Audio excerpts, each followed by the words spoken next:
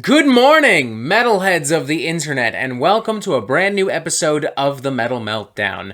Just a heads up, if you want to learn even more about this particular album from this particular band, all you gotta do is follow the link in the description of this video to a very special interview I did here on this channel with GWAR's lead singer, Michael Bishop, aka Blothar the Berserker.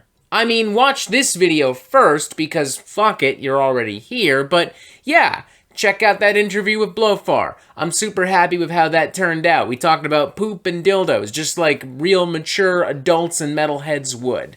Good shit. Anyways, on to the main event, the main subject of this video, The New Dark Ages, a brand new studio album from GWAR, legendary heavy metal, comedy metal, shock rock crew from Richmond, Virginia. This is their 15th studio album overall, their second with the aforementioned Blothar the Berserker on lead vocals. For almost 40 years, the costumed crusaders of GWAR have been corrupting the youth of planet Earth with a particularly brazen and cartoonishly over-the-top take on 80s thrash and heavy metal. Lots of graphic violence, lots of sexually charged scatological humor, lots of not-so-subtle political and social satire, lots of bizarre stories about warriors and demons and barbarians and aliens and the multiverse and all kinds of other really ridiculous and absurd kind of comic book nonsense. Their live show in particular is a messy, bloody, corny spectacle on par with something that Sam Raimi might have whipped up after some kind of horrible LSD acid-induced nightmare. Very simply put, GWAR is very weird and very wild.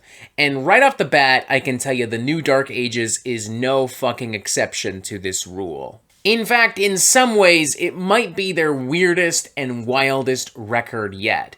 Not just musically, but surprisingly thematically as well. As the band themselves write in a press release, this album tells the story of a timeless evil emerged from GWAR's distant past to threaten mankind's pathetic attempts at evolution, twisting and perverting the modern world and using technology to polarize mankind to the point where reality itself has split into two distinct universes, a duoverse. Going on to say the New Dark Ages chronicles GWAR's adventures in the Duoverse, where the band rediscovers old powers such as Blothar's terrifying Berserker mode, and encounter new allies such as the murderous maven known as the Cutter.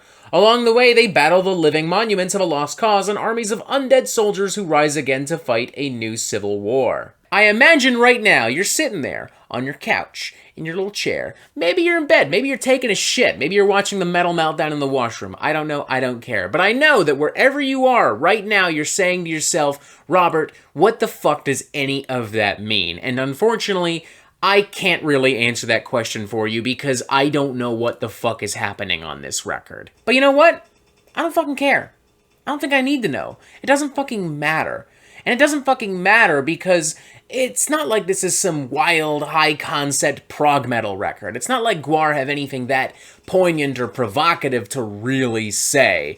It's not like this is another entry in something like Coheed and Cambria's The Amory Wars, where everything links together and everything has meaning and something of genuine substance to put out there. This is fucking GWAR. They're just kind of doing absurd stuff and using the absurdity as a vehicle to get from point A to point B. Turns out, both point A and point B are also fucking absurd, but whatever. That's where GWAR wants to go, that's where they want to take us, and that's where we will go. And I'm fine with that, because the absurdity is consistently pretty fun. I mean, you've got tracks like Berserker Mode and Venom of the Platypus and The Cutter, and they don't make any fucking sense. I can't tell you what happens in any of these songs. I can't tell you what Berserker Mode is, or why Blothar the Berserker wouldn't already have had Berserker modes. I can't tell you who the Cutter is, but I can tell you that these songs are all some genuinely really tight, kind of modern thrash bangers with a lot of punky momentum, a lot of crunchy fucking riffs. It kind of reminds me of modern day Anthrax. The Cutter in particular features a pretty strong vocal performance from Lizzie Hale of Hailstorm fame in the songs Bridge and Breakdown. You know, she's kind of adding a little bit more gravitas to this without robbing the song of its inherent silliness and, of course, brutality, which I like, adds a little bit of variety, kind of keeps you on your toes. Speaking of variety, there's a surprisingly decent amount of that across the New Dark Ages.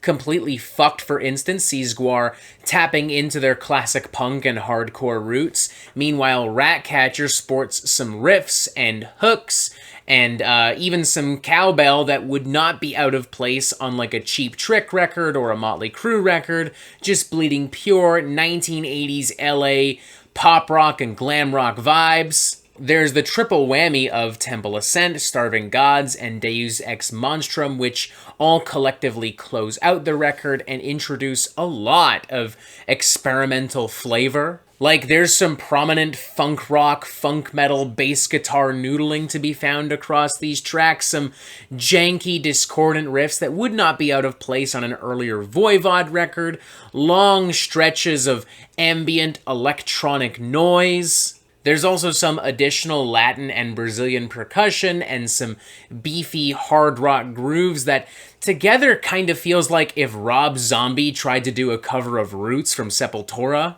These three tracks combined make up what is very likely some of the most ambitious material I've heard from GWAR in a long, long time. So much so that it's almost disappointing to revisit more simplistic, knuckle-dragging metal tunes like the title track The New Dark Ages and Motherfucking Liar. I say almost because they are still genuinely pretty fun despite being objectively the stupidest, edgiest cuts on the record. But yeah, they are easily the edgiest, stupidest cuts on the record. The former of which sports the lyric "Put your titties on the glass," which had me rolling my eyes.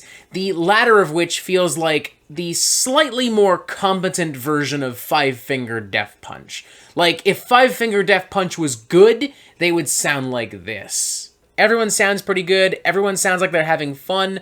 I understand that some people just are not going to accept GWAR without Odorous Urungus, Dave Brockie at the helm, but I do think that Michael Bishop, as the character of Blowfar, is doing a really good fucking job, and at this point is probably the best replacement for somebody like Dave Brockie. He's more confident and comfortable as a singer, as a frontman on this record than he was on their previous studio album. There's a certain level of enthusiasm that he has that is very similar to what Dave brought to the table and is genuinely infectious. I'm going to go with a very enthusiastic 3.5 out of 5. I kind of want to say 4 out of 5, but I do think the record is a little too long, and there are also some little bits and pieces that I would like to change or just outright remove. For instance, the ridiculously annoying introduction to Blood Libel. But aside from that, The New Dark Ages is a pretty thoroughly entertaining record,